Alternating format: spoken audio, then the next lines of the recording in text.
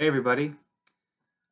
So the first text that you're reading for this class is the first text that you're likely going to be reading for any sort of iteration of a first part of British literature class, and that is Beowulf. Beowulf is unique among all the other texts that you're reading because you're reading it in translation. That is because Beowulf is written in what is sort of now, in retrospect, referred to as Old English, right? So English as a language has undergone, obviously, a significant transition from this early period to now. And the reason why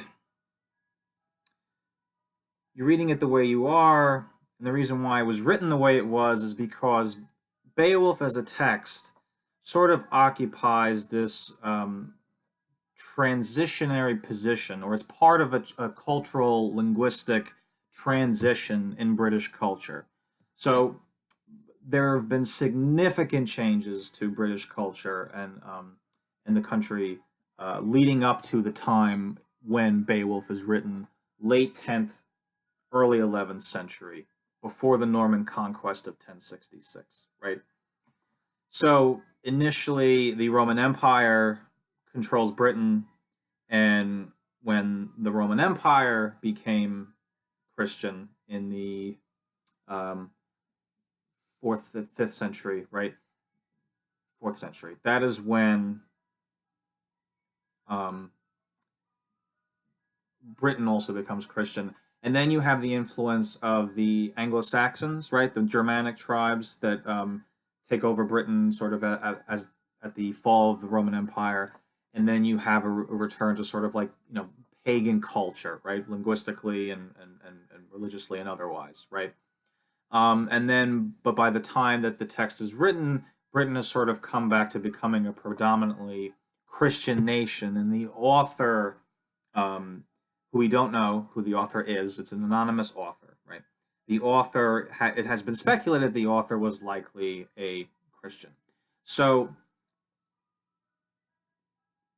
and the Germanic influence had a significant influence on the language and also on the culture of Britain, right? So now, one way to read Beowulf is sort of standing between the pagan values of the Anglo-Saxons and Christian values, right? The author is a Christian author, but the author is looking back to a time in which pagan values prevailed. So, what am I talking about when I mean pagan values? Well, so we can think of them in terms of warrior culture, right? We can think of them in terms of the emphasis on kinship, right? The importance of kinship. We can think about it in terms of the existence of clans, right? And we can also look at this whole idea, which becomes prevalent in the text, which is the idea of blood debts, right? So the main action of Beowulf is started when Grendel basically ravages the mead hall, and Hrothgar accepts the help of Beowulf to sort of answer this blood debt, right? So Hrothgar's kinsmen have been slaughtered, right? And he responds in kind, not himself, but he enlists this warrior from another tribe to help him, right? And Beowulf does this just that, right? So there you see the importance of when a kinsman is murdered or when a kinsman is hurt, injured, killed, it is important to respond. And honor is a significant thing here, right? So to die with honor is an incredibly important thing in this culture, right? Uh, so, this is before Hobbes, where the importance is on self preservation. Here, in order to die with dignity, one must die with honor, right? In battle, trying to satisfy a blood debt and something like that. So that's some of the pagan values that we're talking about, but we also get a sense of Christian values prevailing in this text as well, right? Um, the author and some of the characters will remind us of the presence of an omnipotent God who is directing the actions of man and also making it so that good will ultimately prevail over evil, right? In sort of like an apocalyptic way, looking forward to the second coming or something like that, right? Good will always prevail, right?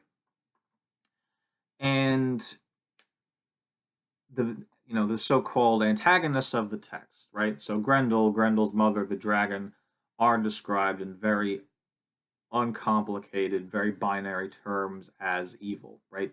Grendel and his mother are related to Cain by blood, right? They are Cain's descendants. And Cain, as you know, is the first person to commit murder, and he did not just commit murder, he murdered his brother, right?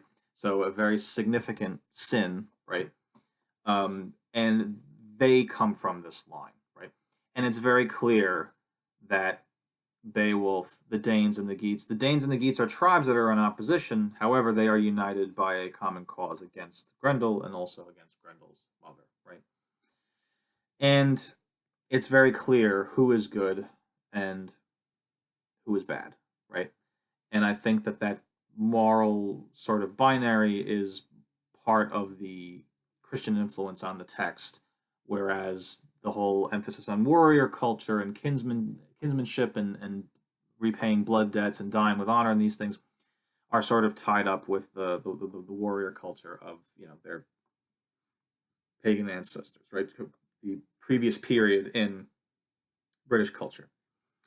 From a literary standpoint, a few things you need to keep in mind.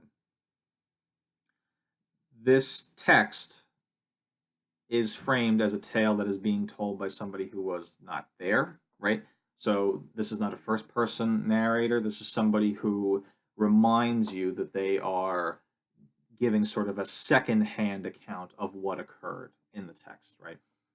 Some stylistic things, the author, the writer, and this perhaps may be a result of Haney's translation, but the author makes good use of synecdoche, makes good use of metonymy, makes good use of appositions.